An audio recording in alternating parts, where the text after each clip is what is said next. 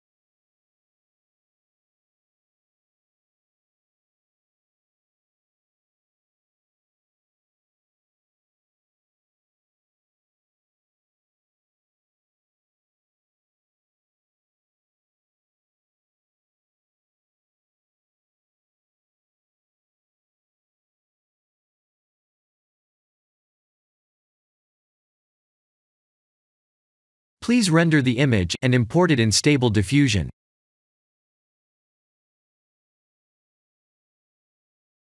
I'll share the full prompts in the description below.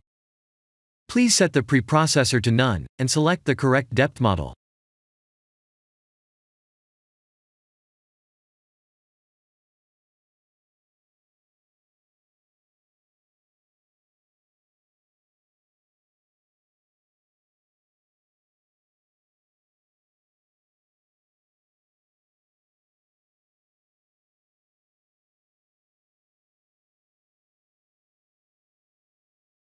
Now that the AI knows what we need, let's send this result to image to further enhance the details.